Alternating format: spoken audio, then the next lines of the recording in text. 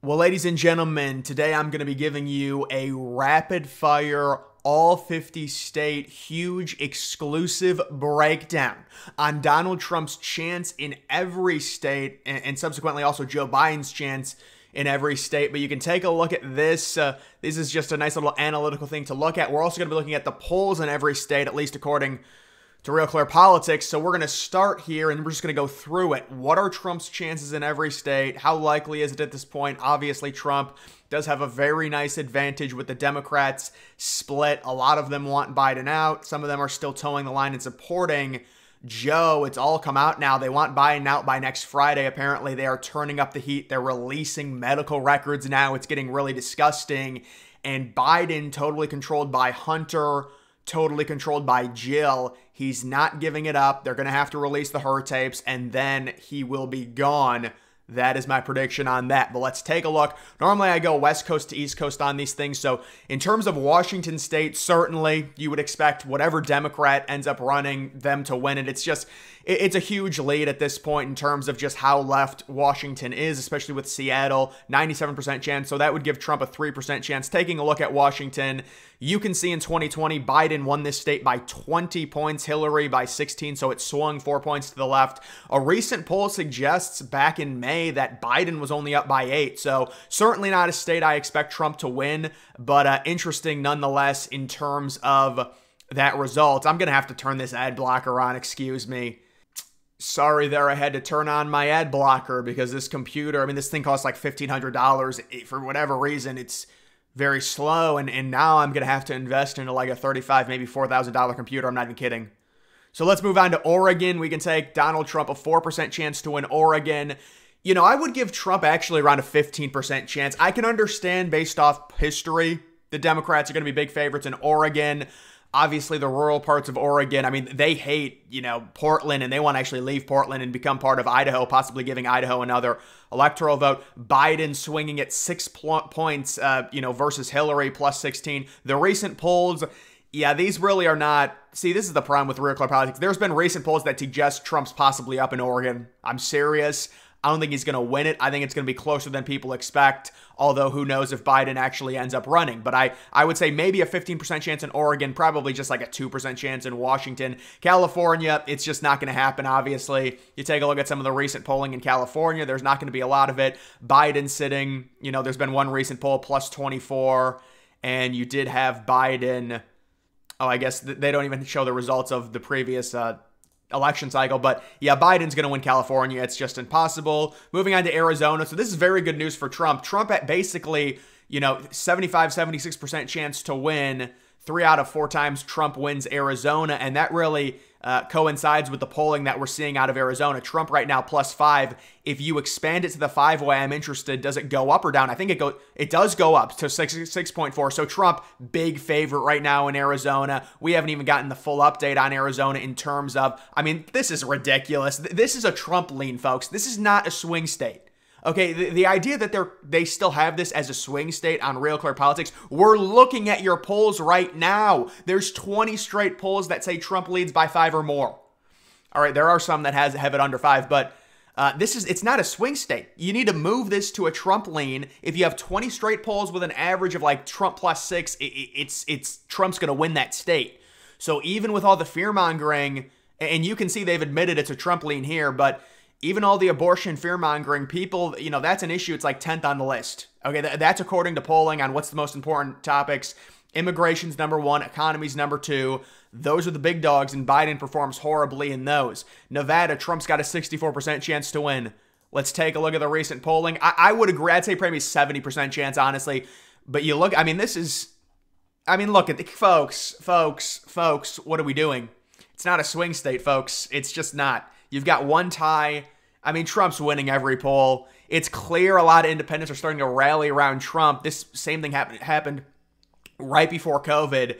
I'm not going to go through these. Idaho. I do like when they release polls on these states that, are pretty meaningless, just because we know Idaho's going to Trump probably by 30 or 40 points. Montana, very big there in terms of the Senate, should be Republican winning that. They've changed it. Wyoming, Trump with a 100% chance to win. North Dakota, Trump with a 100% chance to win. South Dakota, Trump with a 100% chance to win. Utah, Trump with a 100% chance to win. Colorado is an interesting state. They've got Biden at an 81% chance to win. I do think Colorado, even with all the Dems leaving California and coming into it, it's a state we need to watch. You can see if things really swing, and this would have to be Democrat incompetence for sure. There's no way the Democrats should lose this state just based on how many Democrats are in the state. I mean, independent. Trump would have to win independents at like a 50% rate to win this state, honestly. That's how big it would be. But you can see the recent polling, there's not a lot of it, but I've seen even more recent polling that suggests it's a very close race in Colorado. So Colorado, I would say right now, I would actually agree with that, though. Trump with around like a 20% chance. That's still very good when you look at the history of it. New Mexico, Trump at around a 21% chance. Biden, 79% chance. Yeah, so the internal polls out of New Mexico, the Biden campaign, it was leaked. Trump was up by half a point. Now, I don't think Trump's going to win New Mexico, but you never know. If things get catastrophic, that's a state you need to start looking at, and a lot of us are looking at New Mexico as a legitimate swing state if we get more polling to confirm it, especially with the five-way. The five-way races, if they're close, remember, the same exact thing happened with Minnesota and Virginia. Everyone was saying, no, they're liberal, they're liberal, they're liberal, and then we started getting actual polls, and it turns out they're swing states. So New Mexico, even though it's, not very many electoral votes, could be another one. It's just crazy to think about based on its recent history. You take a look at Texas. Trump's got a 100% chance to win Texas. They say 93. It's because, the polls say Trump's up by like 8 or 9. There's zero chance he loses Texas. Oklahoma, Trump's got a 100% chance. Kansas, Trump's got a 100% chance. You move on to statewide, Nebraska, Trump's got a 100% chance. The 1st district, Trump's got a 100% chance. The 3rd district, Trump's got a 100% chance. That 2nd district is basically a pure toss-up. It's got Biden right now with a 60% chance.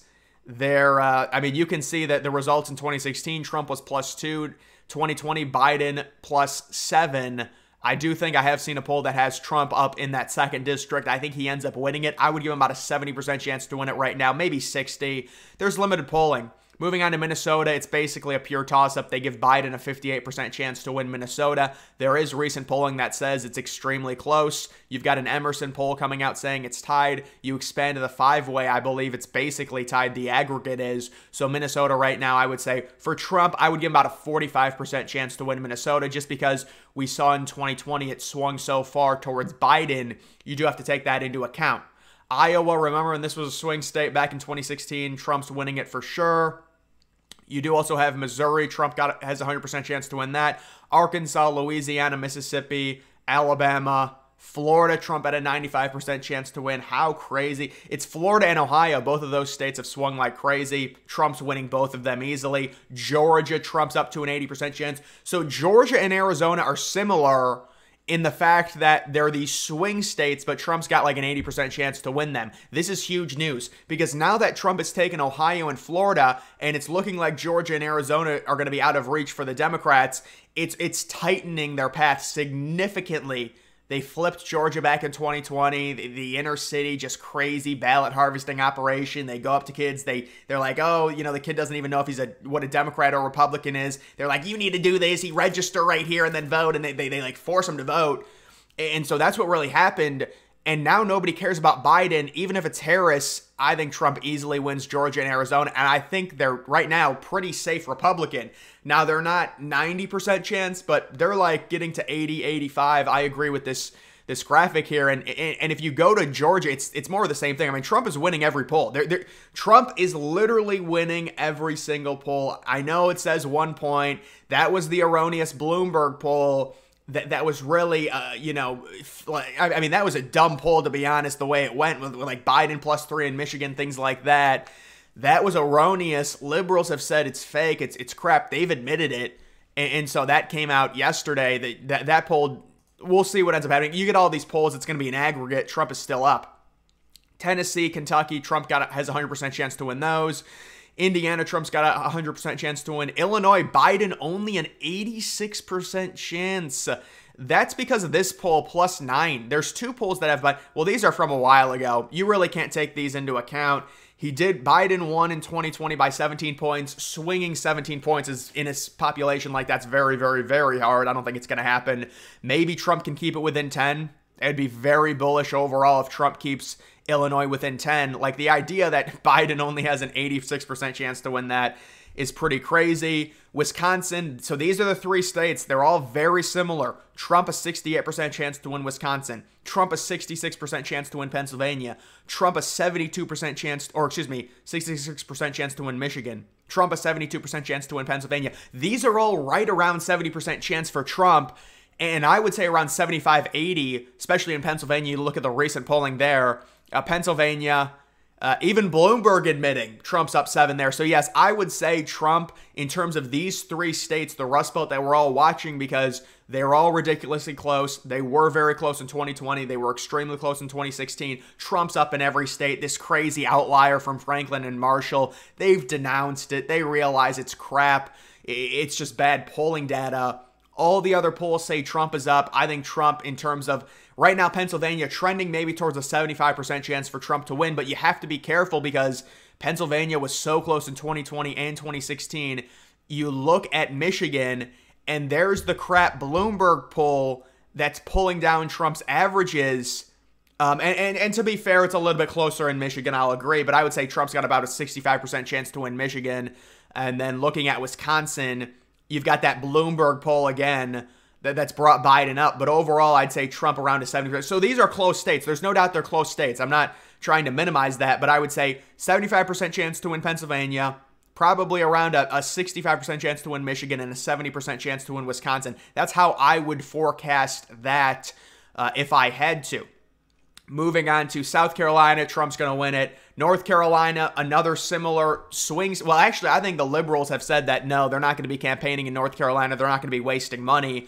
This is a state that seemingly is becoming out of reach, very similar to Arizona, very similar to Georgia. You are seeing Trump leading every single poll recently by at least 3 points, 5 points, 8 points, 7 points, 7 points. So yeah, I'd say about an 85% chance. Actually, you know what? North Carolina, I would say like a 95% chance for Trump to win North Carolina based off of him winning it in 2020, 2016, and the horrible sentiment now around Biden where all the left is completely freaking out, flipping out on him. The inner family still supports him, and now you're getting crazy reports out of the White House where you've got the Biden family running around shirtless going crazy.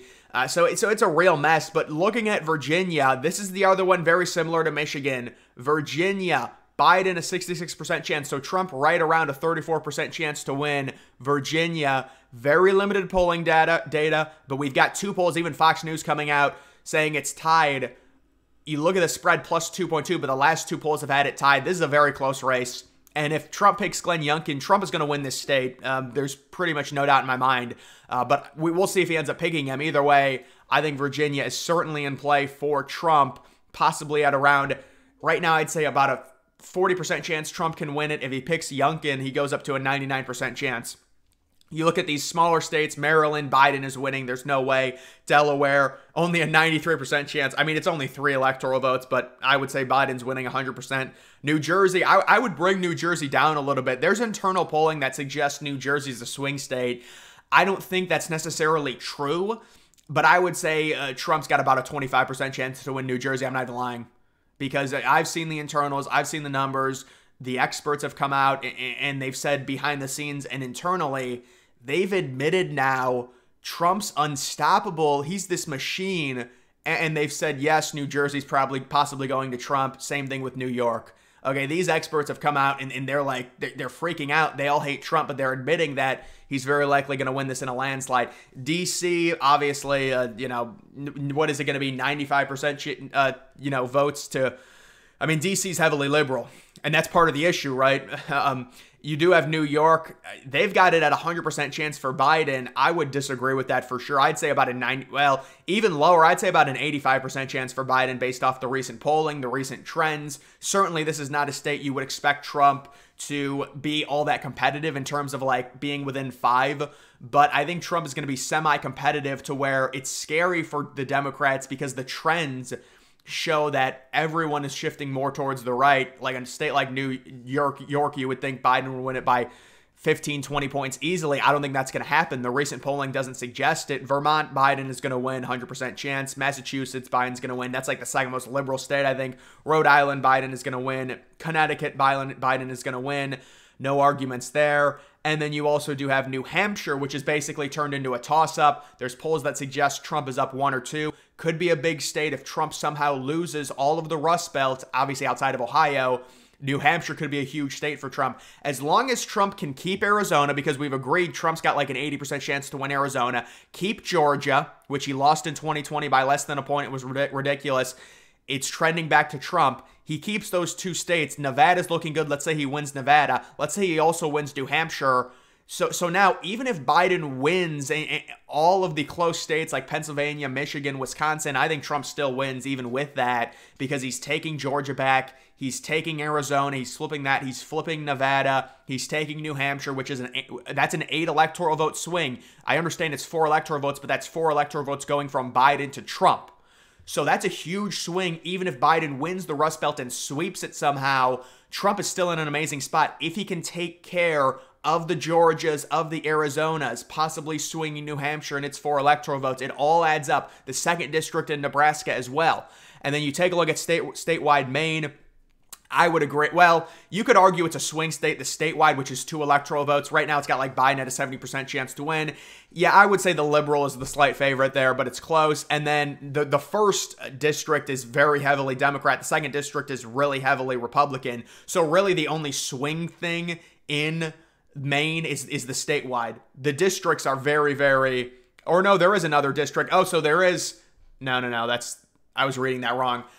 The 2 districts are very heavily leaning. One is left, one is right. It's basically a lock. The statewide, which is 2 electoral votes and not 1, is the 50-50 toss-up. So maybe that's 2 extra electoral votes that Trump can get. And maybe we're looking at, we're at the point where Trump might not, how about also Minnesota or Virginia, winning one of those? You're starting to look at so many different paths for Trump, and this has all been created. Remember, you look at the election and the math back in 2016, 2020, it was horrible for conservatives. Why has it changed? Well, it's changed because of Ohio and Florida, both of those, especially Florida. Florida and its crazy electoral votes not being a swing state, not being competitive, and also now looking at North Carolina not being competitive, possibly them throwing in the towel. You also do have, I forgot, Alaska, certainly going to go to Trump, and then Hawaii, we would expect to go to Biden, although there has been some interesting polling out of Hawaii. Either way, that's just me. I believe I went through all 50 states. It looks very, very favorable for Trump. It's not surprising. The Democrats are extremely fractured. I mean, even if they were uniting around Biden, the polls were still looking great for Trump, but now it's like on steroids because half of them, more than half likely, want Biden out, and that's going to affect horribly in terms of polling. It's like they don't even want people to vote for Biden. They want the propaganda of the bad polls to get him to leave and put the pressure on him. So that's what's going on right now, and I would expect Trump, you're looking at around 320, 330 electoral votes if the election were today. That's a conservative estimate. You could get up to 345, 350 maybe if he can win New Mexico. But Trump is able to put more states into play. And I do think if we want to even go further, the next state you're looking at possibly being a swing state would be a state like New Jersey. And then also maybe say probably Colorado and New Mexico. Those would be the next states after Minnesota and Virginia. You'd be looking at New Jersey. You'd be looking at New Mexico. You'd be looking at Colorado. That's when the real trampling and the huge blowout really happens for Trump. But we do understand the Democrats, they're going to rally behind someone, whether it's sticking with Biden, whether it's changing to Harris. It's probably going to be a change, I'm guessing, based off the dialogue. But we know they're going to start banding together. They're going to say Trump's this horrible monster. They've already started it. I mean, they always say that, to be fair. They've always said that. But recently, we've gotten so much negativity towards Biden. It's pumping and boosting Trump's polling numbers. I realize that, and I understand it. And I sit here and I still say, even when they band together around Harris, it's not going to make a difference. That's my prediction right now. So either way, guys, that is going to do it for this video. Make sure you follow me on X. Link to that's always in the description.